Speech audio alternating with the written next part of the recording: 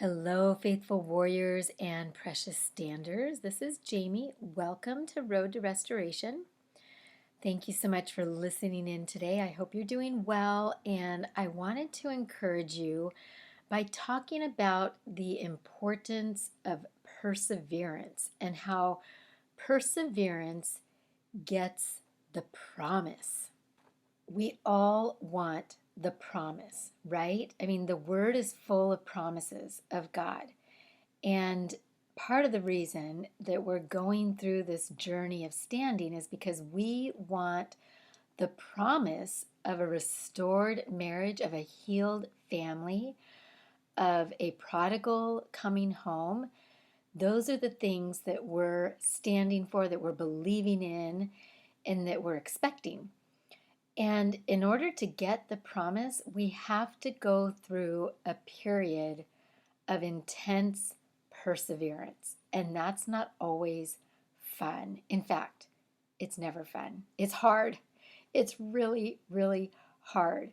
But today I wanted to just encourage you to let you know that you're not the only one that is in a tough season. And I want to bring the word to encourage you to know so that you know that your perseverance will get you the promise. So I want to start by just exploring what is the definition of perseverance. Perseverance is doing something despite difficulty or delay in achieving success. And let's just face it, our human nature does not like difficult things. And our human nature, especially today, where we have microwaves and we have fast food and we have Amazon delivering packages in less than 48 hours, we don't like to have delays. We like instant gratification, but that is not how God works. And just because there's a delay does not mean God is denying the promise or your prayers. Delay is not denial. But sometimes there's a process that we have to go through before we can get to the promise. I want to read from Hebrews starting in verse 12, and I'm going to summarize. I'm not going to read everything, but I'm going to summarize some important points that I want to highlight starting in Hebrews chapter 6, verse 12 to 19. Do not become lazy, but imitate those who through faith and patience inherit what has been promised. When God made his promise to Abraham, he said, I will surely bless you and give you many descendants. And so after waiting patiently, Abraham received what was promised. For it is impossible for God to lie. We who have fled to take hold of the hope set before us may be greatly encouraged. We have this hope as an anchor for the soul, firm and secure. God is unchanging, and it is impossible for him to lie. So here we see in the book of Hebrews how the author is encouraging the readers not to become lazy, not to give up, not to lose hope, but through faith and patience, continue the race, continue pressing, continue believing. And he uses Abraham as an example. And I think we all know the story of Abraham and Sarah, how they were given the promise of a son, and it was 25 years before they saw that promise manifest. But God still came through with the promise because God is the God who does what he says he's going to do. God is the God that cannot lie. It's impossible for him to lie. He actually cannot lie, and he doesn't change his mind. So when we have a promise from God, when we can stand firm on the wills of God, And those are the things that I love to pull out of scripture when it says, God will do this or God will do that. Those are promises that we can stand on. God is faithful and He cannot lie and will not change His mind and will fulfill the promise that He's given. Jumping ahead a couple chapters in Hebrews 10, verses 23 and then also 10:36. It says, "Let us hold unswervingly to the hope we profess, for He who promised is faithful." And then verse 36 says, "You need to persevere." There's our word, persevere, so that when you have done the will of God, you will receive what He has promised. So, as I was reading these verses and thinking about putting this into a talk, I kept picturing Mount Everest. And as we all know, Mount Everest is the tallest mountain in the world, just over 29,000 feet. And many, many mountaineers, many mountain climbers want to climb Mount Everest. And that's like their ultimate goal. If they can just climb Mount Everest, then they've conquered the world of mountain climbing. And climbing Mount Everest is no easy task. And I kept seeing Mount Everest and thinking about all that is involved in climbing Mount Everest, all the risks associated with it, all the things that come at these climbers that can either set them back, can delay their climb, or can literally take their life. And all of these factors are part of the excitement in climbing this mountain. And faithful warriors, what you're going through right now, this journey of standing is equivalent to climbing Mount Everest. And I just want to try to make a couple correlations so that you understand the true intensity, commitment, and challenge of what it means to be a stander. So, first of all, climbing Mount Everest takes months. It's not just a one-day climb, it's not just a weekend climb.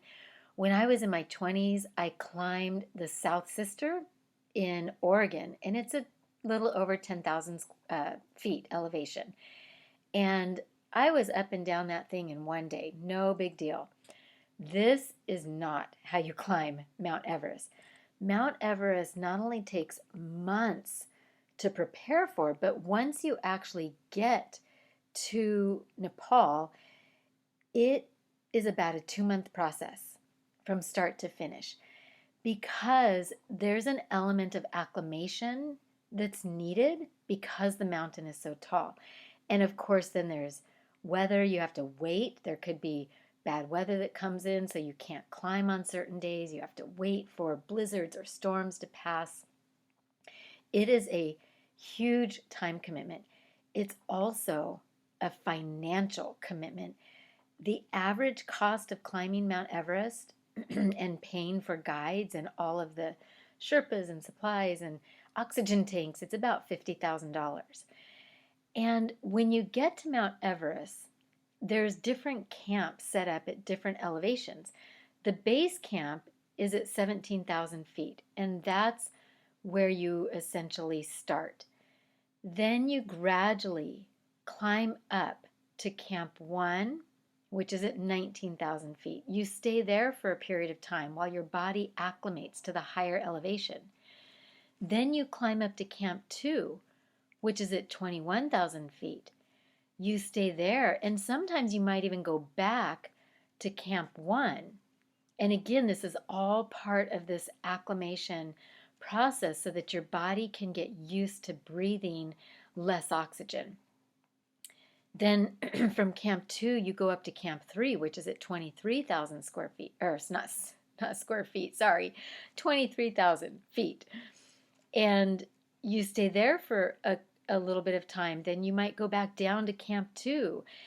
Then you go back up to Camp 3. Then you go up to Camp 4, which is at 26,000 feet.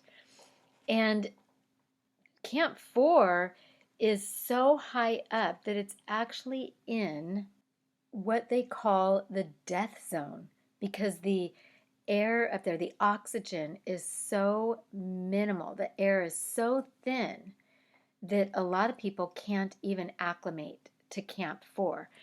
But it's from Camp 4 that the climbers leave at 2 or 3 in the morning and start climbing for the summit. And if they can't reach the summit before about 2 o'clock p.m., they have to turn around because if they take too long, then they may not make it back to Camp 4 by the evening and they could get left in deathly conditions. So, another thing about Mount Everest is that there's weather, there's avalanches, there's earthquakes. In 2015, there was a massive earthquake in Nepal that sent huge avalanches down into some of the camps, and many people died. Faithful warriors, friends, this is so similar to our journey as we walk through the journey of standing for our marriage, of battling, fighting, going through spiritual warfare. The enemy wants nothing more than to send an avalanche, to send a blizzard, to send an earthquake, to try to take us out. And when you're climbing a mountain, and especially Mount Everest, as we talked about, it's not always a straight shot to the summit. There's dips, there's turns, there's advance to one base camp and then go back down to the other, get a little lower elevation, let your body acclimate, then pick up and go a little higher. And this is so similar to our journey of standing. This journey that God has us on is a process. It is a difficult process. It's a process that we'll want to quit. We will want to throw in the towel. We'll want to throw up our hands and say, God, this is too hard. I can't do this. I don't want to do this anymore. I know for me, as I was in the earlier part of my stand, I knew that God had me going in the right direction. But there were times when the pain was so intense and so relentless that I just wanted the pain to stop. And I kind of thought of myself as like a sheep going through one of those chutes where the sheep are going into either an area to get sheared or possibly into like a slaughterhouse. I hate to bring that up, but it's this image of sheep going forward and they're being forced to move forward. The chute is very narrow and the walls are tall. They can't go to the right. They can't go to the left. They can't go backwards because there's other sheep behind them pushing them forward. They have no choice but to move forward. That's the way I felt in my stand, in my journey, is that, and I still feel that way sometimes, but the pain's just not as intense. So the journey of standing is actually now more enjoyable and I'm not fighting it. It's not going against my flesh so much. But in the beginning, it was just going so much against my flesh that I desperately wanted out. But I knew going to the right or going to the left was not God's will. And I couldn't go backwards. That wasn't an option. So I had no choice but to keep moving forward. And that's what I hope for you. I hope that no matter how painful it gets, no matter how confusing it gets, no matter how much you want to quit, that you won't, that you'll keep moving forward because God is faithful and He will reward your perseverance. And I do believe that it's harder to have belief, and it's harder to have faith, and it's harder to have that willingness to persevere when the pain is super intense. If you're in the earlier phase of your stand and that pain is still so intense and your heart is so raw, and maybe you're not sleeping at night, or you're still confused and you just feel like your life is out of control, the enemy will use those things to cause you to doubt, to cause you to have anxiety, fear. But guess what? The enemy is a liar. And remember that anything not of God is of the enemy. So come against it. Fear, you're a liar. Doubt, you're a liar. Anxiety, you're a liar. Keep pressing forward. Keep persevering, knowing that God is faithful and that you will receive what He has promised. So I just want to pray for us. Father God, thank you so much that you are calling us higher, that you are calling us to the summit.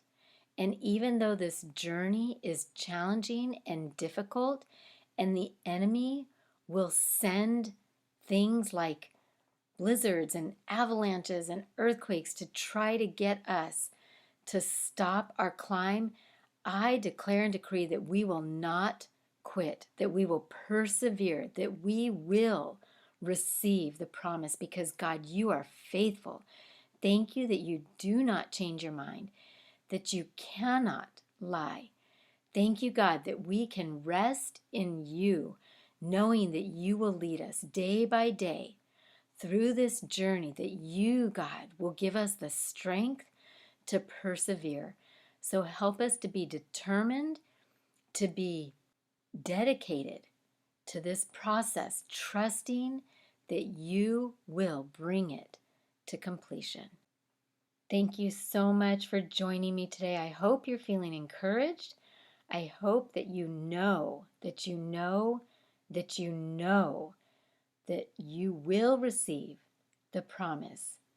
Keep persevering. Keep persevering. Keep pushing. Do not quit. Do not give up. You will get to the summit. Please like, subscribe, and share my channel. I'd so appreciate it. And remember, I love you. I am praying for you. Stand strong. Keep fighting and do not quit. God can and will restore your marriage. Bye-bye.